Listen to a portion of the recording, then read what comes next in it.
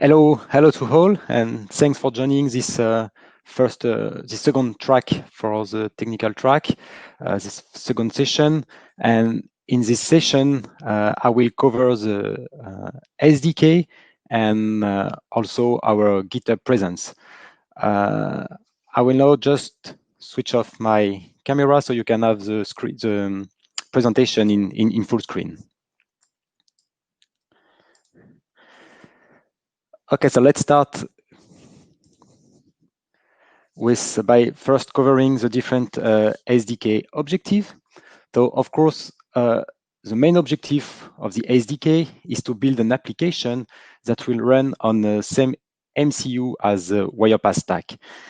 And of course, one of the main reasons to do that is to reduce the cost of the final product, because there is plenty of unused resources with only the stack running. So you can still have application software running on the same MCU. We offer a single SDK for all the architecture and board we support at Wirepas. And this way, it is really easy for you to add your own board so that you can easily build your custom application for your custom hardware. We offer in the SDK multiple examples to reduce your development time. And it goes from really simple applications that are more example to demonstrate one of the features of Wirepas to more complex one, and we will cover a bit more of those applications later that are production ready, and you can use them as is or with some modification if you require it. For the environment of the SDK, it is a make project with GNU compiler, so you don't have anything to pay for the compiler, or you can use just the free option of GNU compiler. And it can be used on many different operating systems like Linux, Windows, or even Mac OS if you want. We have people internally using it on Mac OS without any issue. And it can be integrated with a tool of your choice, like Eclipse, Visual Studio Code. It's up to you. We don't enforce anything, just to give you as many freedom as possible to have your own environment to develop your application. In this slide, I will present you an overview of the process of building an application. But first of all, the SDK is not only about building an application, but it is a bit more, and we will discover in this slide. So as an input, you will have some source code, of course, source code that is provided by Wirepas, and also your own source code for your application. You will have Wirepas binaries, that is the a bootloader, and the Wirepas stack as a binary pre-built by Wirepas. And something that is really important, and we will cover it later in this slide, is the bootloader keys that you have to define in your SDK. And also, as an input for your SDK, you will have to specify which board you want to use, which application you want to build, and some parameters. So with all those inputs, it will enter the SDK, and it will generate multiple outputs. And the first one is the X file. Those X files are meant to be flashed directly on the hardware. So they contain the bootloader, your application, and the Wirepas stack. So it will always be used as the first thing to be on a blank chip. So you will first have to flash it directly. Then it also generates you some OTAP files that are used for the over-the-air programming. So you will be able to use those files with a tool to update your network.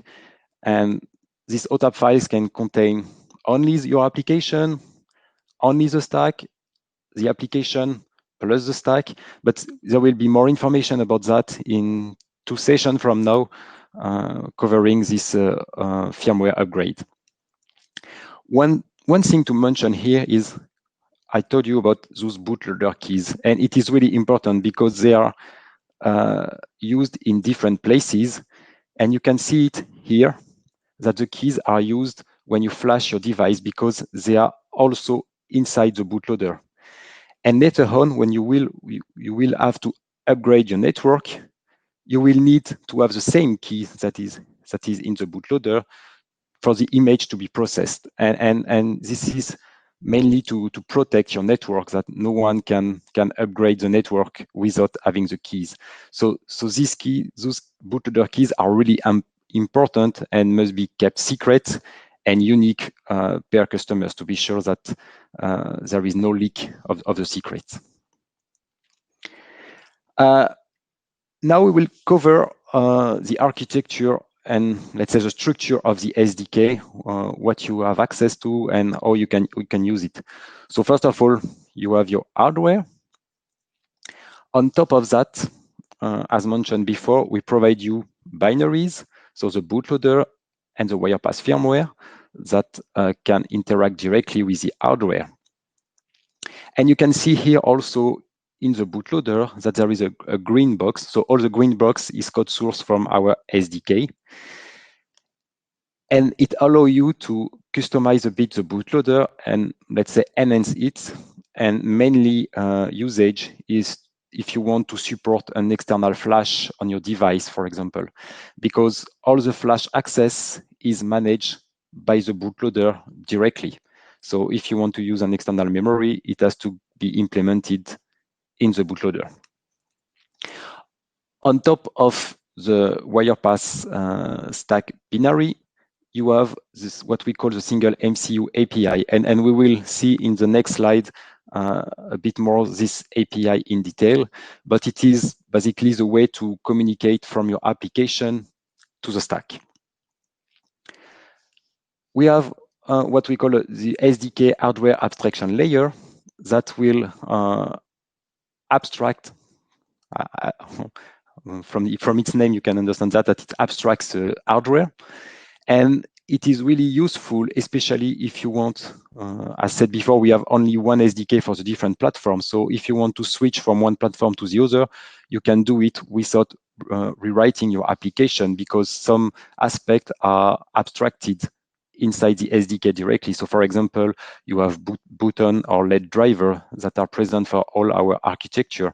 So if you change your hardware, you will only have little changes to do in your application. We also have a concept of SDK libraries that are wrapper on top of the single MCU API, because some of the single MCU API are at a quite low level. So we introduce SDK library still as source code, so you can modify it if the wrapper is not as you want. To abstract and to give a higher level of abstraction of this single MCU API. So one example is, for example, we have an application scheduler that allow you to have multiple tasks in your application compared to the more reduced single task offered by the stack. And on top of everything, you have your application. So your application can directly access the single MCU API or this wrapper or the hardware abstraction layer, or also, because everything is not abstracted depending on the hardware, you can access directly the hardware, because anything that is not directly used by the Wirepas firmware or bootloader is fully accessible for the application.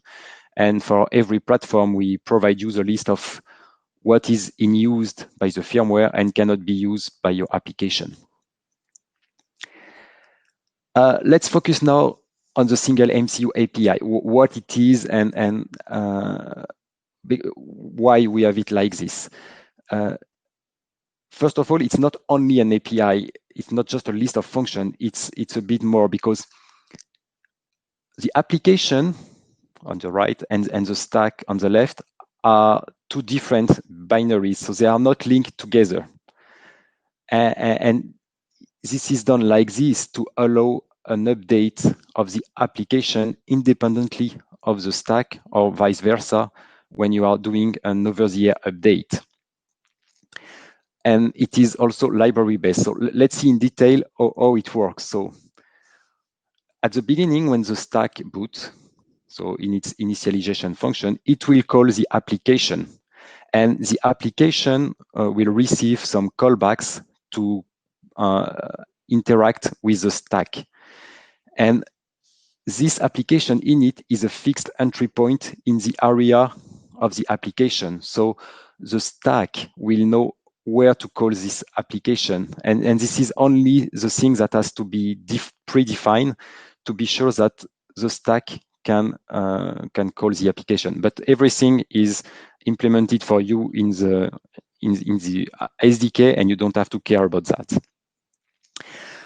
Thanks to these callbacks that are received from the stack by the application will be able to open different libraries. So the concept of library is that we have split the single MCU API in multiple libraries. So today we have around 10 different libraries, and a library is just a group of different functions like data library to send and receive data, system library to use the IRQ or to schedule your job, and so on. So the application will ask the stack to open different libraries, and when the library is open, the application will get a list of function pointer to use the libraries. But once again, this is wrapped inside API.h or .c in the SDK, so you don't have to explicitly open library one by one. And this concept of library and versioning of libraries allows the update of the stack independently of the application, and I will show you how. So in this diagram, we have version X of stack and version X of application. And let's imagine now that there is a new version available of the stack, version Y. Let's see what will happen. So in this situation now, we have version Y of the stack that introduce a new library version Z here. But if you upgrade only the stack, the application don't know about this new version. So your application will still ask to open the system library version Y.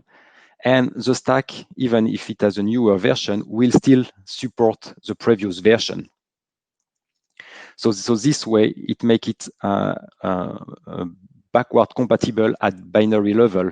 So this is how we achieve the upgrade of application independently of the stack. So now let's see on a more practical way how to build an application. So once you have access to the SDK, you just have to call make, as it is a make project, specifying your application name and the target board. Like, for example, building the custom app. So if you are already familiar with the SDK, you probably know this one because it is a quite common entry point, because it's a very, very simple application, just sending periodically some packets to the backend. And the target board. So you have in the SDK a list of boards supported under the board folder, and you can just pick one of them or use your own board. So this one, PCA 140, is the Nordic evaluation kit for NRF52. And all the results, so the X file and OTAP files that we mentioned earlier, will be generated under the build folder, followed by the board name and the application name. And as said before, there is a special application that we call the dual MCU application that is production ready. And its main purpose is to use WirePass in a dual MCU context. So let's say you have already a project with an application running, and you just want to extend it by adding the connectivity of WirePass. You don't want to rewrite all your application. You can just use this dual MCU application that will run inside the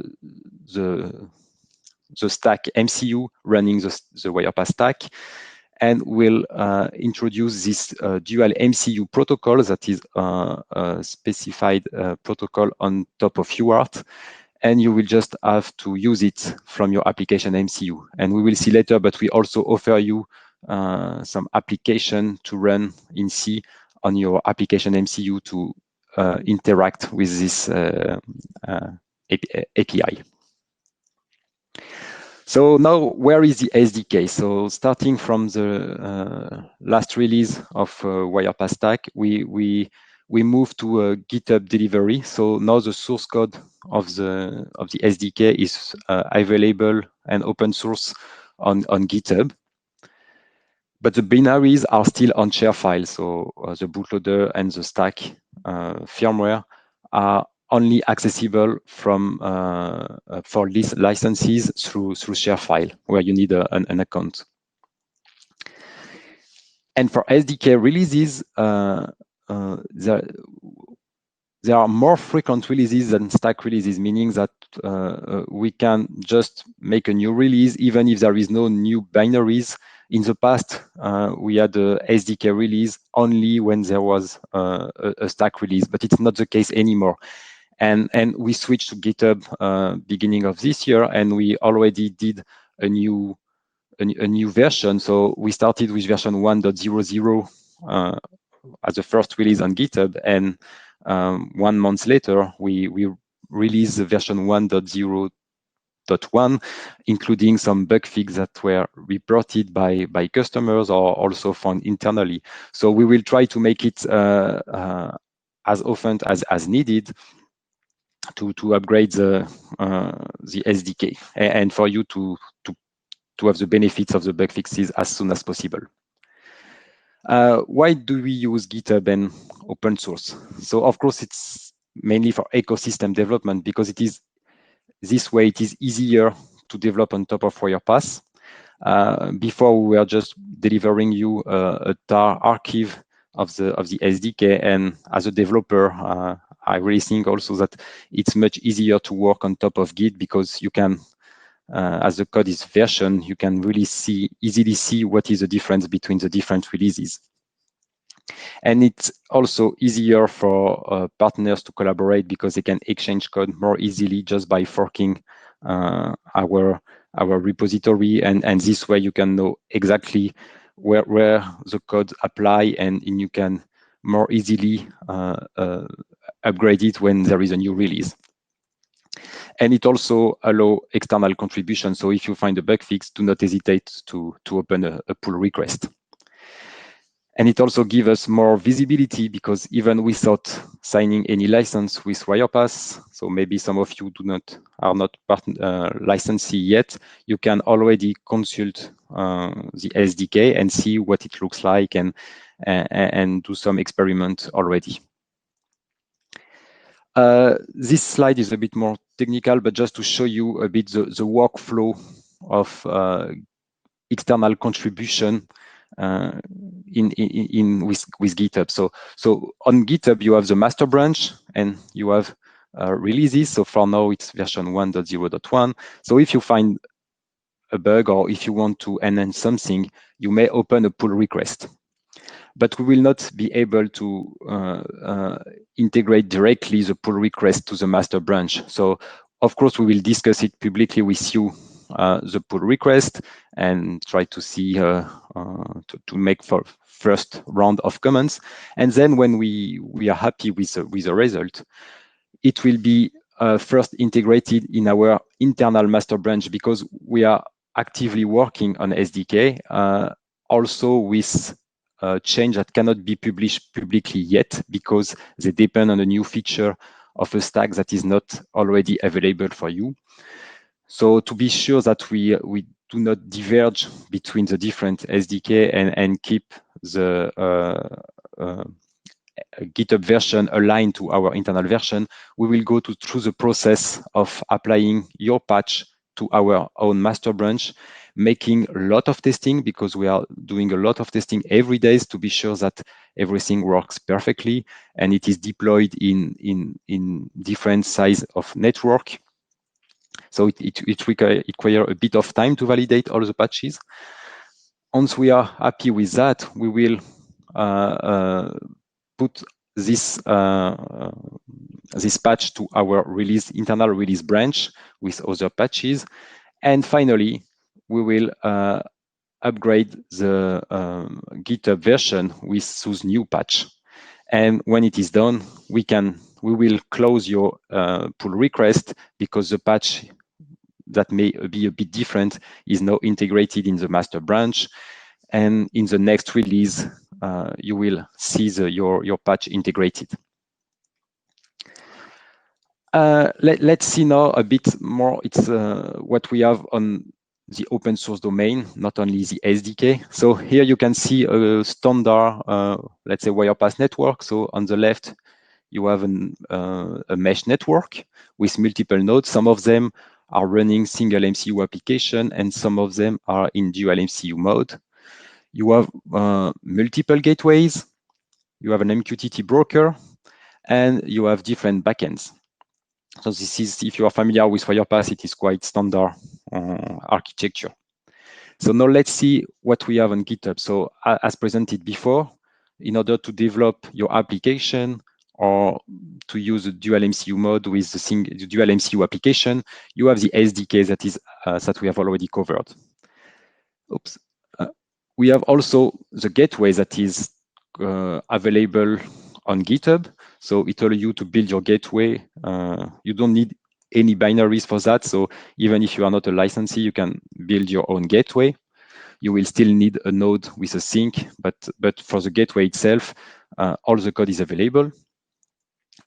As said before, we also have a CMesh API that is the counterpart of the dual MCU protocol implemented in C to handle all the UART protocol as a C function call instead. So it is now supported for Linux, but can be integrated in any other system. We have all our APIs that are publicly available here also. So it covers the APIs that we use between the gateway and the broker, or more precisely, the gateway and the different backends. That is MQTT plus protobuf format. So you can find all the format in this repository. And it also includes the API for the public API for WNT or WPE.